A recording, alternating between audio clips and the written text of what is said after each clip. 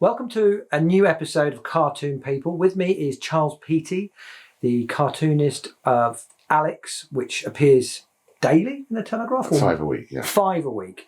And in this episode, we're asking the question, how do you draw a cartoon? And you're going to try and do that in what? 25 minutes? Yes, yeah. I mean, if that long, because it's not very complicated. And this may seem really obvious, but also it may be helpful if somebody's trying to do it. Anyway, roughly speaking, the normal proportions for a human body are eight heads into, I've got space here, looks like I have 1, 2, 3, 4, 5, 6, 7. Speak up a bit. 8. Because you spoke to me just then, Adam, I drew an extra circle. Do it again then, sorry. Okay. I am going to shut up, but the level's a bit low. All right, I just need to, right, that's 1, 2, 3, 4, 5, 6, 7. 8 circles, okay. Ignore the one underneath, which I've scribbled out. 8 circles, that's basically 8 heads. And if you, and that's how one would academically be expected to draw. That's it. And that's like the fine art tradition of if you were teaching portraiture and drawing of the human figure, that's one of the principles you'd use. If you bought an old-fashioned textbook, such as doesn't exist, I'm going to ink it in now, but if you did do that, it would say, a human body is 8 heads height. It would probably also tell you that sometimes it's 7 heads height, and it depends. If it's like a little old lady from Tudor times or something, it probably was about 7 or maybe vertically less. Challenged people, their proportions people are not. Were, yeah, exactly. People's proportions, they do change. I'm going to ink this in. Basically, your kind of human head is switching kind of like that.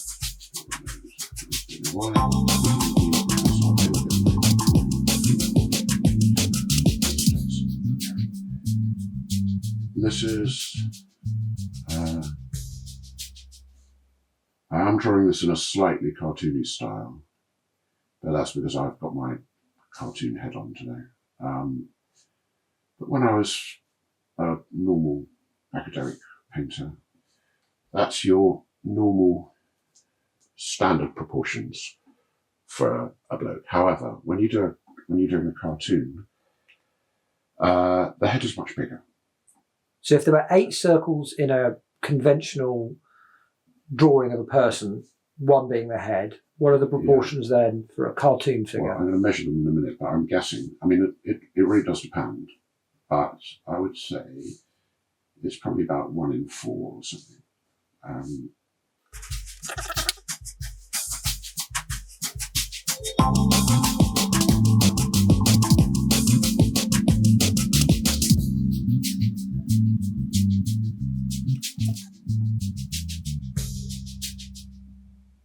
His proportions are something like 1 in 4 or 1 in 3.5. I'm guessing with this. This is the Celeb character, which I draw. It's probably the same sort of proportions as for the Alex character. I would also say that as when you draw characters smaller, or me anyway, because I cheat, I will quite often draw a character that's tiny, like this. This is Alex.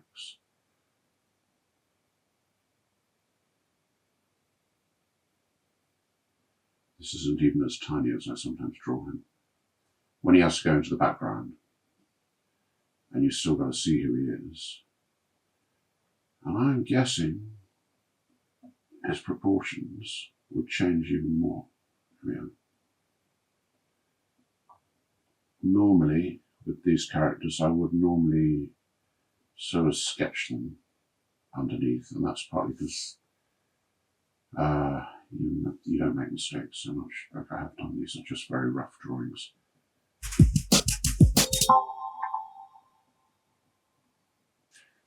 At which size, he's still actually recognizable as Alex. And this is one of the reasons why the heads are bigger, is they're printed small, or tend to be, or used to be in the old days. Nowadays it's more, on a digital space.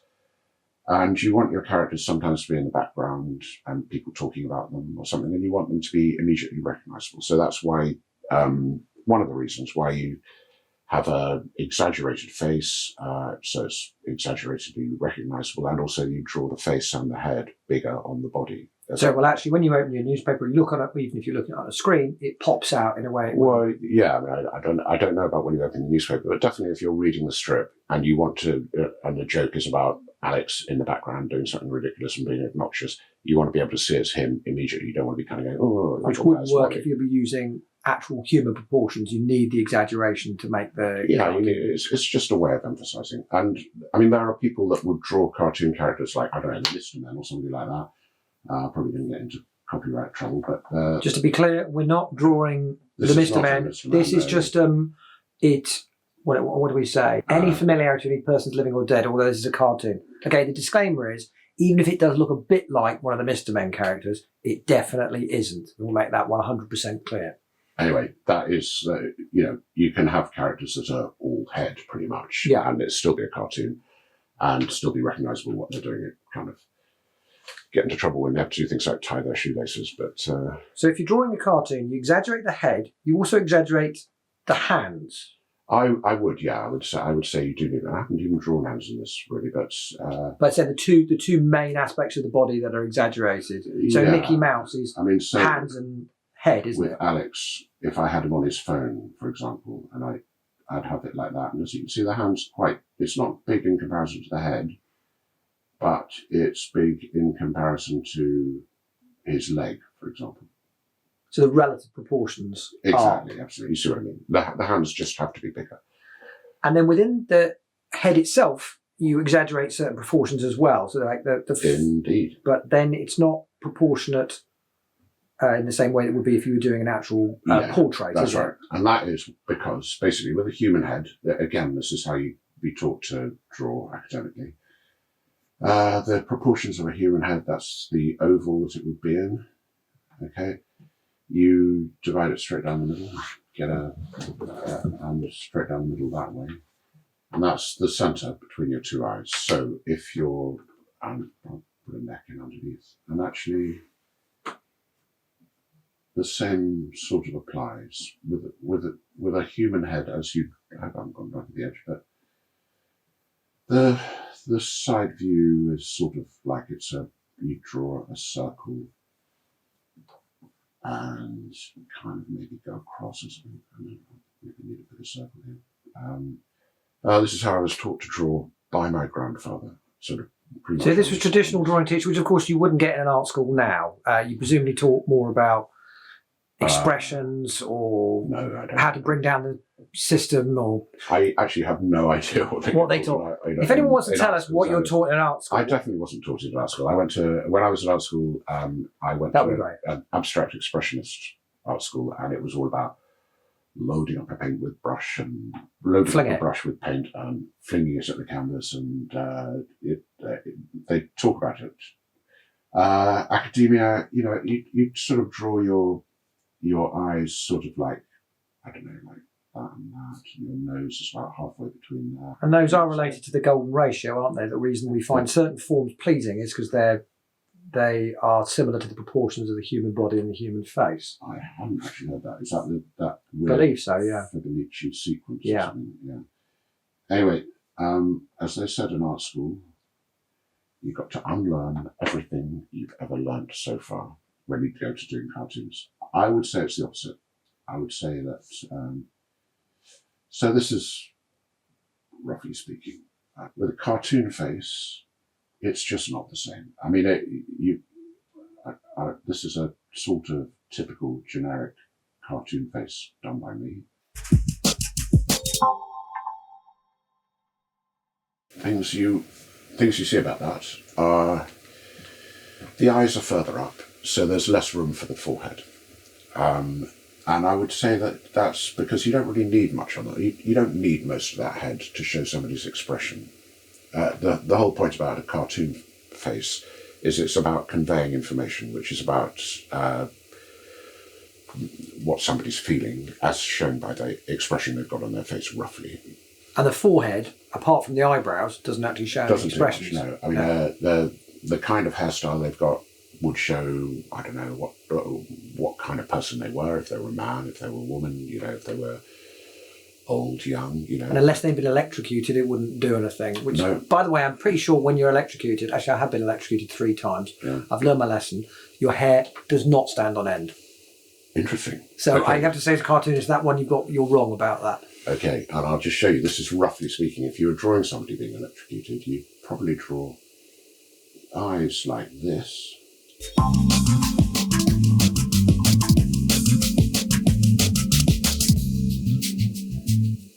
And you absolutely would draw their hair standing up like that. And you would also probably draw little bolts of lightning coming out of them like that. And this is, in a way, the point of cartoons, is that it's an expressive medium, and it's, you know, I don't want to get too pretentious about it, but it's the kind of information you're trying to convey in a cartoon is about how it feels. If I was going to draw this again, I might have her teeth clenched, but I kind of felt like having their tongue shooting out in a kind of blur way. I would say you're never going to take a photograph of somebody that looks like that, but in a cartoon, you kind of know immediately, oh, okay, I get it. And I can actually say, from having been electrocuted 3 times, I was young, I've learned my lessons on health and safety. It does feel like that. Yeah. I mean, it doesn't, that's not what you look like. I mean, I've been electrocuted, of course, yeah. And that's the point. Cartoons don't represent reality, do they, Charles? They represent reality, but they represent more like reality as it's experienced rather than what things look like. If that makes any sense, it probably doesn't. Yeah, so you're saying, instead of, if you took a picture of someone who was very upset, they wouldn't necessarily actually look that upset. Well, I'll give you a simple example up here in the top bit. If you want to show somebody who's in love, obviously nobody looks like that in real life. Nobody has hearts that float around. But in a way, that's the thing about cartoons, is that they're more like a hieroglyphic version of reality than a photographic version of reality. It's just the information. If you've got the information of the 2 hearts, you kind of know what it's about. It's not really that anybody's eyes ever arrange themselves into that shape. It's just a very simple way of representing information, what it's about, giving the viewer clues, I suppose. Yeah, emojis are the way of doing that with text, aren't they? You basically put an emotional layer onto a text which doesn't have any, which apparently came from Japan, because in Japan it was very hard to convey tone in the Japanese language, so they had to put the emojis, cartoons in, so that they avoid misunderstanding. Show they were making a joke, or show that it was meant to be sad or something. Yes, but also in a very formal culture as well, if you got it wrong, that could be a disaster. So that's why they ended up putting cartoons into text in Japan. Genius. Yeah. And helpful. And very helpful, actually, because if you think about it, without that cartoon twist on text, they can seem either very rude or miserable. Out of curiosity, I don't know, because I'm not an emoji person really, but is there a sarcastic emoji? Yes. And there's pretty much an emoji for everything now. Right. There are emojis, we've got on a tangent now, that I'm not even entirely sure what they are. I use the one with glasses and sort of buck teeth for a lot. Yeah. I just do that when I don't really know what to say, but it seems quite cute. I use the monocle one. Yes, that's good. Yeah. More of it is good. Yeah. I don't actually even know what it means, but it feels like it. Yeah. But our point is then that cartoons are talking about the inner reality, not trying to represent exactly what somebody looks like, whether in love, upset, angry, frightened, or whatever. Yes. I mean, it's about what things are rather than what they look like. You have a theory, don't you, about why cartoons are exaggerated in the way they are, why the focus is on the face and the hands. Yeah. So, I mean, have you trademarked this theory before we show it to the world? Well, I would say I've got a diagram which I'm going to flash on the screen by some weird magic, roughly now. And that it shows the nerve endings of the human body. And the most nerve endings are in the face, and actually in this part of the face, not the top of the head, and in the hands, and to a certain extent in the feet. And if you look at that, it looks like a cartoon. If you showed the way the nerve endings are sort of proportionately displayed or whatever it is. And so I think that's why cartoons, in a funny sort of way, they do represent a kind of reality as it's experienced. It corresponds to how we feel in our own bodies, I think. I'd also say, obviously, they are the size and shape they are partly for being able to identify the characters quickly in a newspaper cartoon. If you think of Mickey Mouse, for example, he's got a big head and sort of big feet and big hands. And those are the things you need to use when you're telling a story. Yeah, I mean, arms and legs are not really a very important feature of cartoon characters, are they? Yeah, legs and arms, they're often used more to demonstrate a physicality. For example, if somebody's feeling unsure of themselves, I don't know what's going to happen next.